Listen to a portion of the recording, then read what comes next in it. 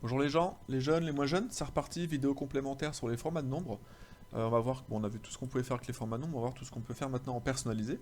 Là je suis sur une date, donc vous savez qu'une date, j'ai du choix ici pour choisir le format date, mais il y a encore plein d'autres formats possibles, hein, qui sont peut-être pas référencés ici, donc en cliquant sur personnaliser, je vais pouvoir moi-même créer mon propre format de date.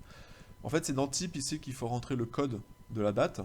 Je ne peux pas faire plus gros, je suis désolé pour ceux qui ont des petits écrans. Et en fait, vous voyez que ça c'est le code normal. Si j'enlève le code, donc je suis en standard, on retrouve ici le code standard de la date, comme vu dans la vidéo précédente. Si maintenant je mets 1J, vous voyez qu'il extrait juste le 6. Si je mets 2J, il met 0,6. Je vous rassure, hein, si c'était 16, un seul J aurait suffi à mettre 16. Hein. C'est juste au cas où il n'y a qu'un seul chiffre, est-ce qu'il met le 0 ou pas. Si je mets un troisième J, il met dim, et un quatrième J, dimanche. Donc en fait, c'est pour si on veut écrire les jours de la semaine aussi. Donc si je mets 4J espace 1J, bah, ça fait dimanche 6. Et si je mets 2J, dimanche 06, ce qui est un peu bizarre. Maintenant, avec les M, si je mets un M, ça fait 7. Si c'était novembre, il aurait tout de suite mis 11, il n'aurait pas attendu le deuxième M. Et 2M, 07. Et 3M, il écrit juillet. Et 4M, juillet. Voilà. Et sur les années, là, vous mettez 1 ou 2A, finalement, ça c'est pareil, ça fait 03. Et si je mets 3 ou 4A, ça fait 2003. Voilà, à partir de là, je peux créer les formats de date que je veux.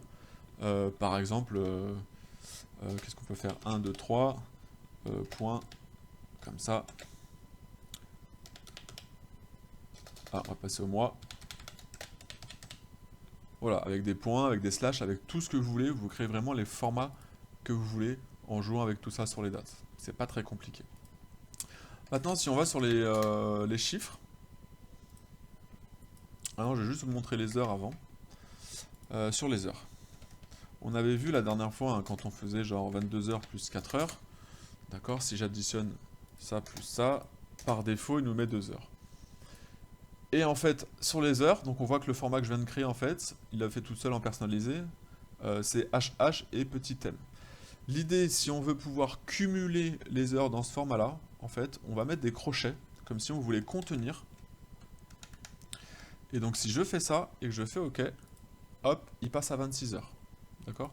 On avait le résultat qui s'affichait tout de suite ici. Voilà, et après on peut jouer avec les secondes aussi si on veut, etc. Mais en général, on joue avec ça, on est déjà pas mal. Excusez-moi, sur les nombres maintenant, si je mets plusieurs nombres comme ça, par défaut on est en standard, si je viens personnaliser, il y a plusieurs choses. Donc vous voyez le nombre qui est écrit là. La première chose, c'est avec les décimales, il suffit de rajouter virgule 0 puis le nombre de décimales qu'on veut en fait, hein, et ça met le nombre de décimales voulu là-haut. Bon, ça après, on peut le changer par là-haut, donc c'est pas très important de le faire là. Par contre, ce que souvent les gens cherchent, c'est le séparateur de milliers, d'accord, qu'on peut avoir si on passe par nombre ici, hein. Mais on a ce truc-là pour séparateur de milliers, c'est-à-dire qu'en gros, il fait un dièse, un espace, deux dièses, 0. C'est pour dire qu'on arrondit à l'unité au 0, et les trois chiffres avec les deux dièses là. Le trou et un dièse, c'est pour expliquer que tous les trois numéros, on veut faire un séparateur. Donc si je fais ça, ok, vous voyez bien que j'ai le séparateur de milliers qui s'est affiché là. Parfois, les gens utilisent ce bouton-là pour le séparateur de milliers. C'est pas mal, ça marche, mais ce qu'il faut savoir, c'est que ça passe en format comptabilité. Et ça, il n'y a pas grand monde qui s'en rend compte. Ce qui fait qu'ensuite, si je veux mettre à gauche ou à droite, je peux pas. Rappelez-vous la vidéo précédente, format comptabilité est figé. Donc ce bouton-là, séparateur de milliers, moi je m'en sers pas parce que je veux pas de format comptable. Je préfère passer par le menu personnalisé. Voilà, maintenant si je veux rajouter une monnaie, ou comment dire, une devise, ou plutôt une unité, genre les kilos, des choses comme ça, quelque chose qui n'existe pas déjà, ou des bitcoins, ou des V-Bucks, ou ce que vous voulez, il me suffit d'ailleurs de rajouter espace et de mettre ce que je veux ici. Pardon, guillemets, et ensuite un espace, parce qu'en fait, si je mets pas l'espace, vous allez voir, je le mets pas là, si je mets mes kilos comme ça, en fait, après, kilo est collé au 9, donc c'est pas joli, donc je fais guillemets, espace. Et en fait, tout ce que vous mettez entre guillemets va s'afficher directement ici, donc vous pouvez mettre vraiment ce que vous voulez. D'accord? Si je le fais là, par exemple, hop, on va virer tous ces trucs de comptable. Je peux recliquer du coup tout en haut sur le dièse de base. On était où? Là. Voilà. Et après, je pourrais mettre, par exemple, des V-Bucks. Et si je fais des V-Bucks ici, hop, ensuite j'ai des V-Bucks. Vous voyez bien que dans cette case-là, il n'y a pas écrit V-Bucks. C'est vraiment comme les monnaies tout à l'heure, c'est ce qui se rajoute par-dessus, quoi. Voilà, première chose. Ensuite, il y a d'autres feintes à connaître. Imaginez que je veux créer des grammes, puis des kilos, puis des tonnes.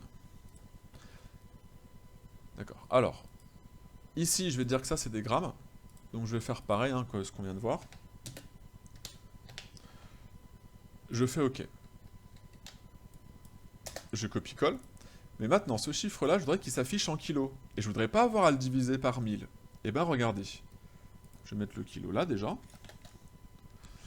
Si je mets un espace entre le 0 et le guillemet, boum, il divise par 1000 tout seul. D'accord? C'est pour ça que quand on veut pas, il faut bien coller le guillemet au 0. Mais si je mets un espace entre le 0 et le guillemet, boum, on voit bien à l'intérieur que j'ai le même chiffre que là-haut.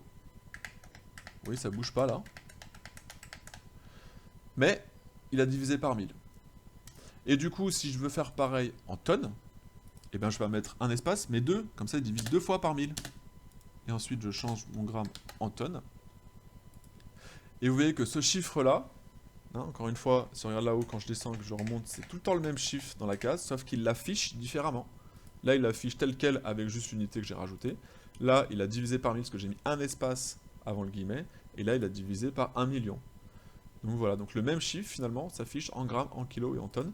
Et c'est très utilisé dans certaines entreprises quand on a des bilans financiers sur des gros montants, parce qu'en Calédonie, avec nos millions, ça va très très vite. Et donc on peut parler de kilos francs ou de millions de francs avec ce genre de technique-là. Et c'est beaucoup plus clair. Et ça nous évite d'arrondir et de perdre finalement des miettes qui peuvent être importantes à un moment donné dans les calculs.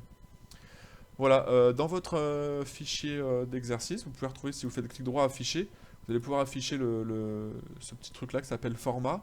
Et vous allez retrouver ici plein d'exemples de ce que vous pouvez mettre. Donc en jaune, c'est ce qu'on met dans la partie type dans personnalisé.